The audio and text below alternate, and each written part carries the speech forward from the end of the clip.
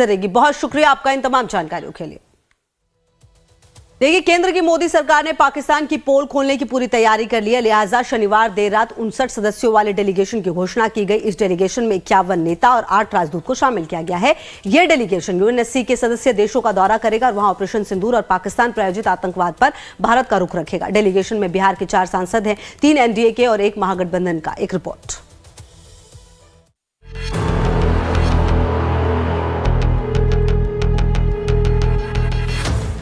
Operation सिंदूर को लेकर पक्ष विपक्ष के सांसदों का एक डेलीगेट बनाया गया है, जो विश्व के 33 देशों में घूम घूम कर पाकिस्तान के काले करतूतों की पोल खोलेंगे। केंद्र की मोदी सरकार ने शनिवार देर रात 59 सदस्यों वाले डेलीगेशन की घोषणा की है। इसमें 51 सांसद और 8 राजदूत शामिल हैं। डेलीगेशन में एनडीए के 31 और विपक्ष के 20 सांसद शामिल हैं।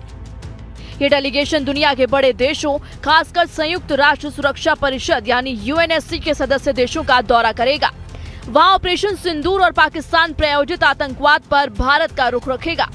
नीतीश सरकार में नगर विकास मंत्री जीवेश मिश्रा ने कहा कि यही तो भारत के लोकतंत्र की खूबसूरती है, जहां पक्ष विपक्ष एक साथ प्रतिनिधि मंडल बनकर निकलेंगे और मां भारती के दुश्मनों की पोल खोलेंगे। भी दलों के सांसद जा रहे हैं और अपने देश, अपने राष्ट्र की बात दुनिया में बताकर आएंगे कि किस प्रकार, क्यों भारत को ऑपरेशन सिंदूर करने की नौबत आई और किस प्रकार जो निहत्थे लोगों को जिस प्रकार धर्म पूछकर उनका सुहाग गुजारा गया, इसके लिए ऑपरेशन सिंदूर भारत ने किया और अपने पक्ष को इस देश के सभी सांसद मिलकर दुनिया के पटल पर रखेंगे। पहल होना ये स्वागत योग्य कदम है। केंद्र सरकार की ओर से गठित डेलीगेशन को 7 ग्रुप में बांटा गया है। हर ग्रुप में एक सांसद को लीडर बनाया गया है। प्रत्येक ग्रुप में 8 से 9 सदस्य हैं। इनमें 6 से 7 सांसद हैं और 1 या 2 राजदूत को जगह दी गई है। सबसे अहम बात कि हर डेलीगेशन में कम से कम 1 मुस्लिम प्रतिनिधि को रखा गया है, फिर चाहे वो राजनेता हो या फिर राजदूत।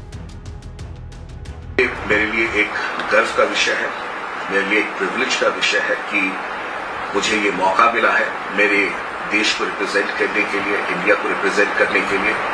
और जिस डेलीगेशन में मुझे भेजा जा रहा है वो यूएई जा रही है, जो कि एक बहुत इंपॉर्टेंट हमारे पार्टनर है, इंटरनेशनल पार्टनर है।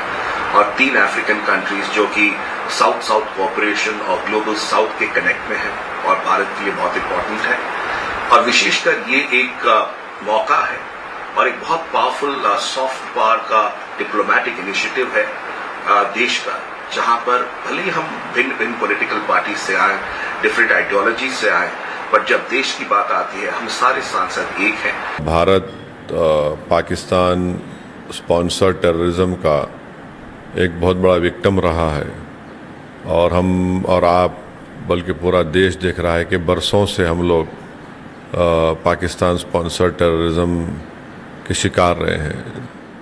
ये लोग ख़तरा बन चुके हैं ना ह्यूमैनिटी को, जो भारत में ऐसे टेररिस्ट को भिजा रहे हैं ट्रेन करके, उनको फाइनेंस करके, हथियार देकर। तो ये बात रहेगी।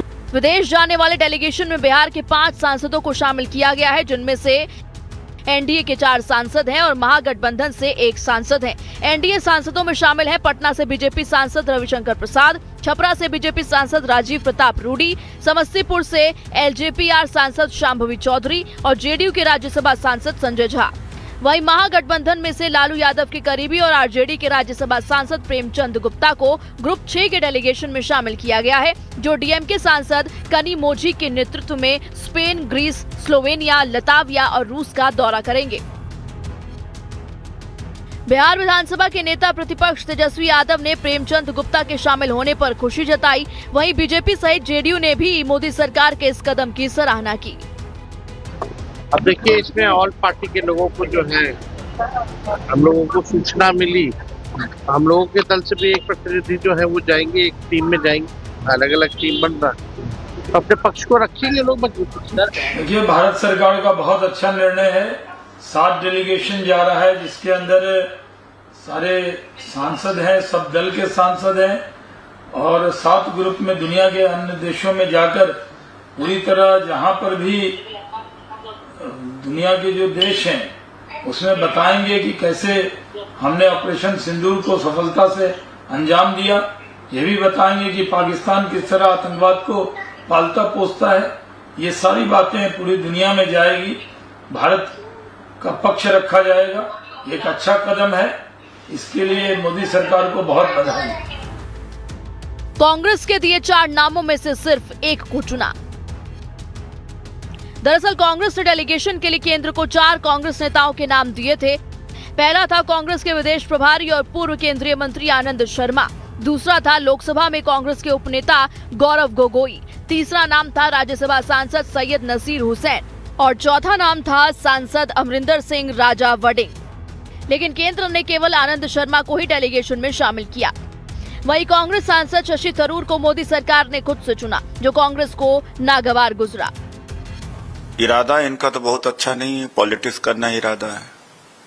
अब जो पार्टी से नाम दिए गए हैं उनको तो आप हेड नहीं बना रहे हो, आप फिर एमपी को तोड़फोड़ में लगे हुए हो, तो क्या मिशन सक्सेसफुल होगा? हम चाहते हैं कि मिशन सक्सेसफुल हो, और सेना की क्रेडिट खुद ले रहे हैं। अरे भाई, पॉलिटिकल न बनाइए, सेना ने बड़ा अच्छा कार्य किया है।